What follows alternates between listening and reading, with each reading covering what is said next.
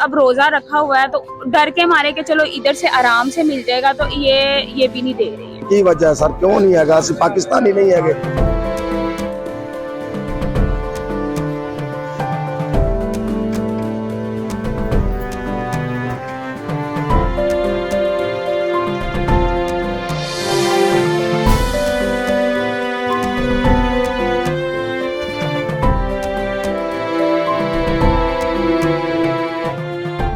मैं टाउनशिपों आया, आटा नहीं मिलिया। मैं उधर गड़ी शॉप भी गया सीगा है जी, लेकिन वो 12 ट्रक सी है जी आटे दे खड़े, तो वो कहते जी तुसीं शनाख्ती कार्ड देखिया असल, कहते जी तुसीं ना हिलवा है जी।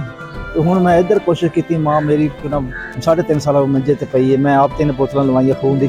तो हुण मैं उम्मीद करदा भी शायद जे कोई अल्लाह ताला सबब बन जाए तो मैनू आटा मिल जाए है जी। आटे की खातर मैं आया जनाब, तो बहुत मुस्तक बंदा मैं। ये अब आटा नहीं हमें दे रहे हैं। हम चुंगी से आए हैं, चुंगी में रश इतना होता है कि वहाँ औरतें लड़ने लग जाती हैं। 2-3 दफा लड़ाई हुई है। ये कहते हैं कि जी जिसका शनाख्ती कार्ड है वो आए, तो हर के कोई किसी शोहर का या बीवी लाएगी या शोहर लाएगा, शोहर काम करे या आटो की लाइनों में लगे। मजदूर बंदे है, रोज असी आने 3-4 दिन हो गए लगातार इतने चक्कर लान। तुसी बेनजीर स्ट्रीम चले जाओ, उतो अहल होएगा।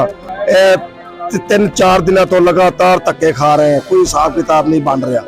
तुसी नहल जे ना बीवी नूं देंदे ने ना मैनूं देंदे ने।